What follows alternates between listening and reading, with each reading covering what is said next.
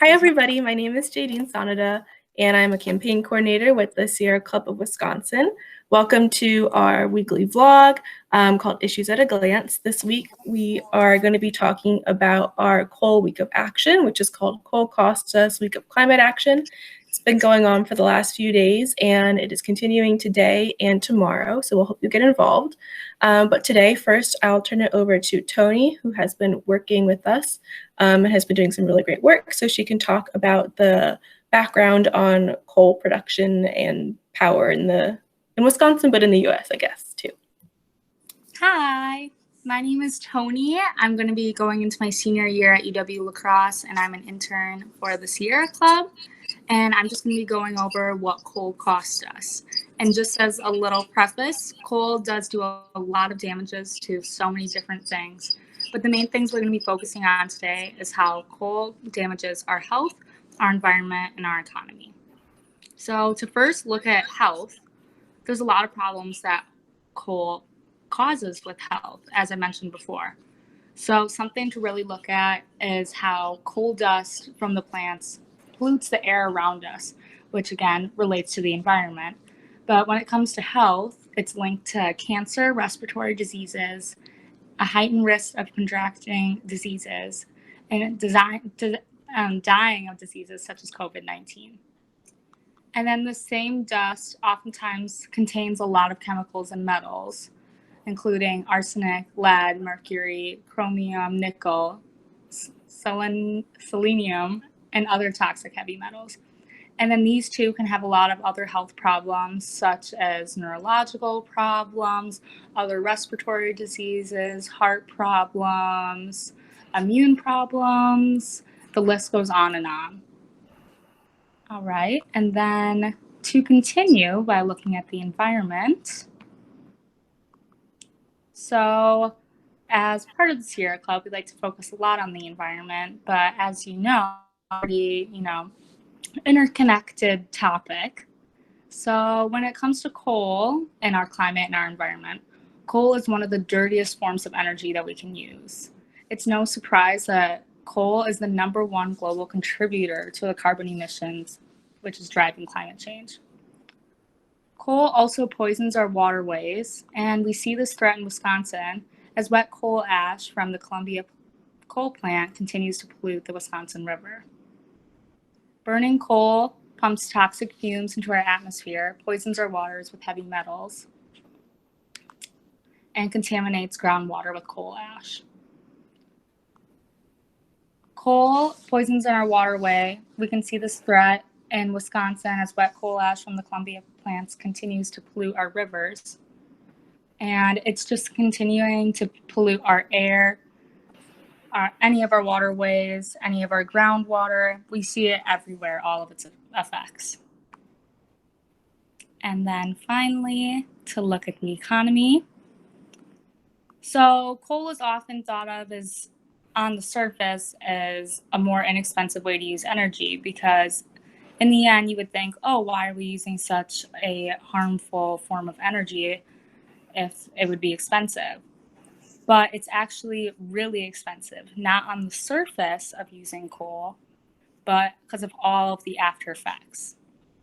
So coal is so expensive that most coal plants are not profitable and actually are losing money in the long run.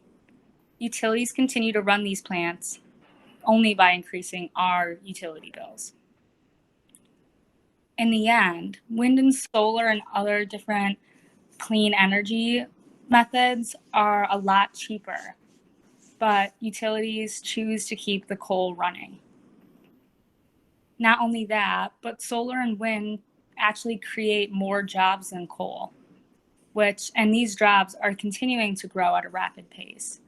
Yet lots of utilities tend to keep going with coal just because it's what we're already using. There's not the investment that it takes to use any other wind or solar. So as long as we invest into these other forms of clean energy, we will have a brighter future. And we have to move away from coal to save even our economy. All right, and then I'm gonna throw it back over to JD. Awesome, thanks. So Tony just kind of outlined all of these really horrible impacts of coal, how dirty it is and how bad it is for our health, for the environment, for the economy, for everything all combined. And in Wisconsin, we still have 6 coal plants that are operating that we're trying to get shut down. You can see them outlined in this map here. But in addition to these coal plants, we also are trying to fight a proposed fracked gas plant, which is called the Namaji Trail Energy Center, which is also known as NTEC. And this was proposed by Minnesota Power and Dairyland Power to be located in Superior, Wisconsin, which is up north, right across from Duluth. And in the same way, a similar way, to coal, this fracked gas plant, if built, would threaten our health. It's also a fossil fuel. And in the production process and distribution of fracked gas, there's a lot of release of methane, which over a 20-year period is 86 times more potent than carbon dioxide, which is obviously a really big problem for our climate, for our atmosphere and everything. So we have a lot of the same air and water pollution and contamination issues with fracked gas plants, which is why we're trying to fight it.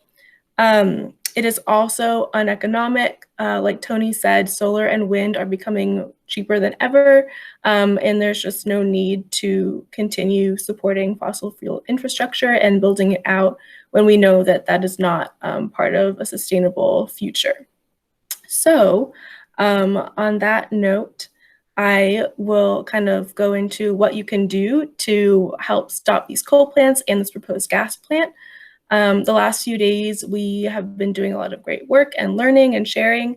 On Monday, we had a showing of a documentary called We Neighbors, where there was interviews of neighbors to the Oak Creek Power Plant, which is in southeast Wisconsin, and that was followed by a really great presentation about the health impacts of coal and really digging into that. On Tuesday, we shared our own stories about how coal has impacted us and then watched others to learn and share those across social media to help make people aware of this huge problem. Wednesday was our solutions day. It was really exciting. It was the last day to submit comments on the air permit for NTEC. There's more to do there though, but yesterday we had those submissions come in, and then there was also a hearing for the Public Service Commission's Strategic Energy Assessment, which is a lot of confusing and big words. You'll see PSC and SEA thrown around everywhere, but the SEA is a report produced by the PSC every 2 years, and it kind of is a snapshot of where Wisconsin is in terms of energy supply and demand, rates, affordability, everything like that. And the public is invited to comment on the draft of this document. So that's what happened yesterday, and this is a really great opportunity that comes up for us to push the utilities into creating a long-term plan for how they're going to transition to cleaner energy, how they're going to retire coal plants, everything like that. We really want this to be an opportunity for the PSC to hold the utilities accountable and to make sure that we are moving in the right direction towards 100% clean energy by 2030. So like I said, that happened yesterday, but next week there is still opportunity to comment on the SEA, and I'll get to that in a second. But today, our week of action is to call your utility and to ask for a coal-free future. Your voices really matter, and we want to make sure that top executives at these utilities can hear you and us as a whole, and know that this is not the kind of energy that we want to be supporting and using. And then tomorrow, the last day of our week of action, is all about creating and spreading the word about the need for clean energy, whether that's doing chalk artwork on sidewalks or putting up posters or making yard signs. I also wanted to give a shout out to Tony because she helped a lot with both of these 2 days, which is really great. But anyway, so these are really fun and important ways for you to engage in this conversation about energy and power in Wisconsin. So the upcoming and ongoing opportunities, just to reiterate, are for you to call your utility today, ask for a transition to 100% clean energy, and ask them to close coal plants. And then tomorrow is to make a yard sign, to put up flyers, spread the word, do some chalk. There's guides and resources for both of these things that you can find on our social media, on our website, etc. And then lastly, you can submit a comment on the draft SEA all the way through next Thursday, I think, the 13th. And you can also come to the NTEC air permit hearing, which is next Tuesday, the 11th, at 1 p.m. It's a great way to have your voice be heard. And we hope that you engage in all of these things. So thanks so much for watching our vlog today, and I hope to hear from you all, see you all soon.